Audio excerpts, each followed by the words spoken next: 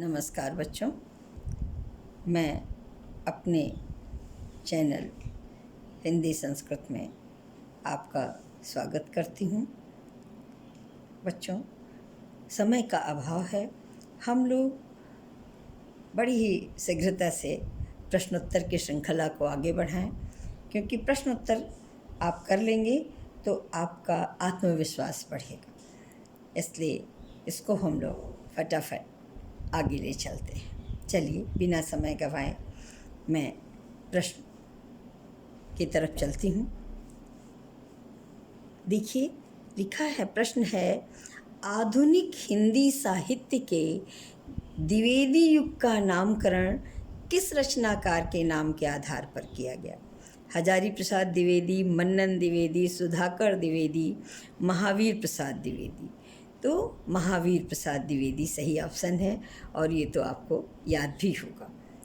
अगला प्रश्न, राग दरबारी के रचनाकार का नाम है मोहन राकेश, श्रीलाल शुक्ल, हरिशंकर परसाई, इनमें से कोई नहीं। तो श्रीलाल शुक्ल की ये रचना है। निम्नलिखित में से कौन सा शब्द हवा का पर्यायवाची नहीं है? बच्चों, जहाँ ऐसा रहता है आप प्रश्न पर अवश्य ध्यान दीजिएगा। क्या कहना है कि निम्नलिखित में से कौन सा शब्द हवा का पर्यायवाची नहीं है? तो अनिल, अनल, पवन और मारुत, ये 4 ऑप्शन हैं। अब आप देखिए, अनिल, पवन और मारुत, ये 3 तो हवा का पर्यायवाची हो गया। तो अनल, अनल माने आग होता है, ये नहीं है, ये सही ऑप्शन। अगला प्रश्न, मूक का विलोम शब्द है अमूक, हूक, वाचाल और शूक। तो मूक का विलोम शब्द वाचाल है।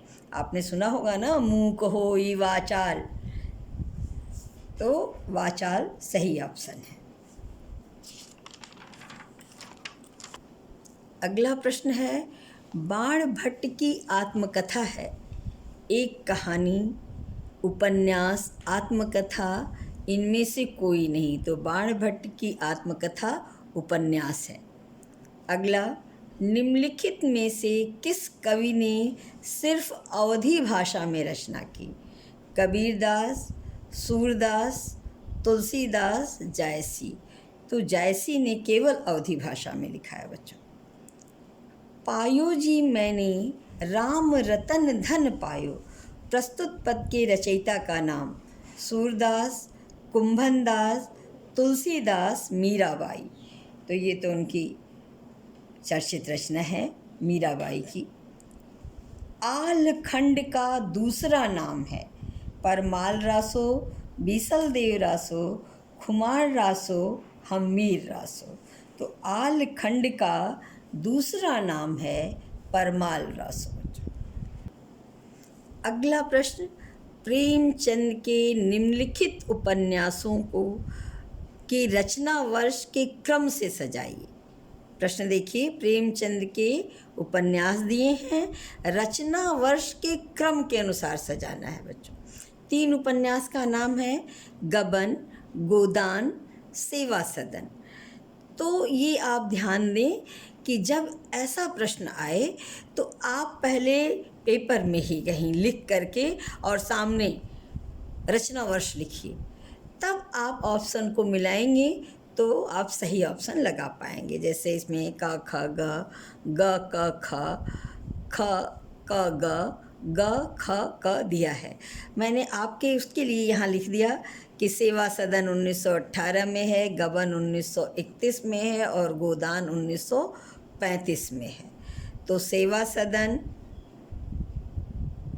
ग, फिर गोदान, अरे गबन फिर गोदान आएगा। तो ग, क और ख ये सही ऑप्शन है। इसके लिए ये मैं फिर से कह रही हूँ कि अगर ऐसा प्रश्न आए तो आप रचना वर्ष याद कीजिए, पेपर में ही एक जगह लिख दीजिए, तब ऑप्शन सही लगेगा।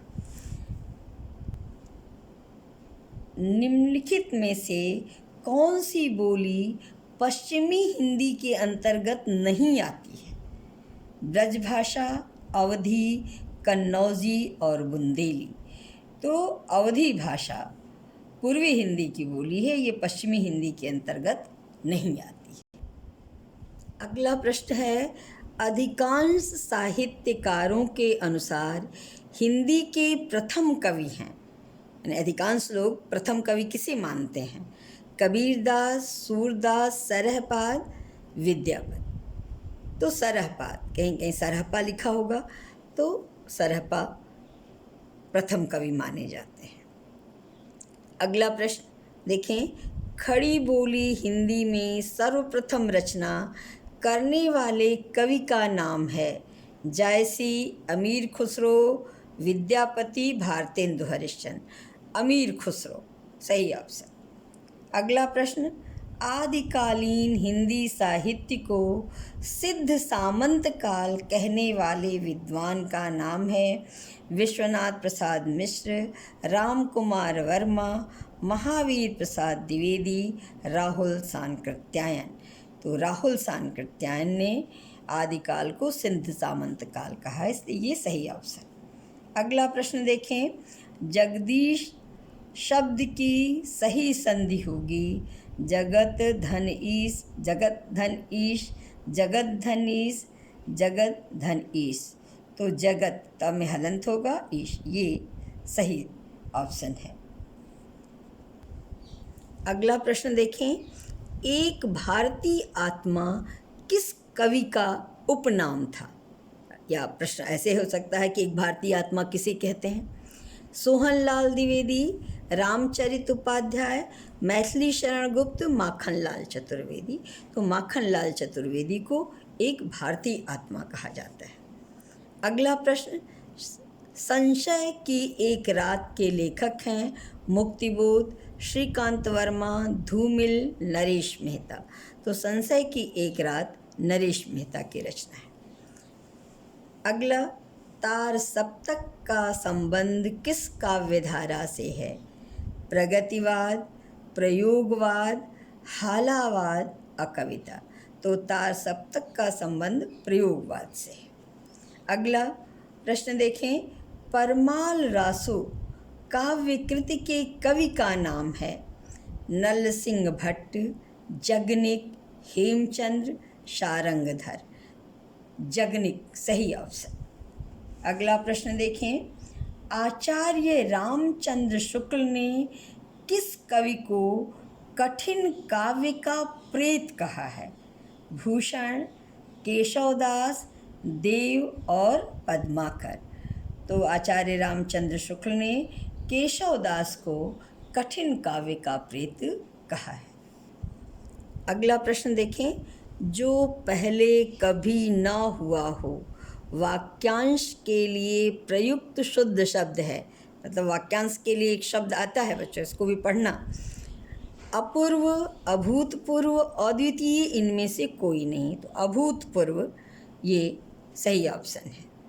अगला, हिंदी में प्रयुक्त बाल्टी शब्द भंडार की दृष्टि से किस तरह का शब्द है? तत्सम, तद्भव, देशज और विदेशज। तो बाल्टी विदेशज शब्द है।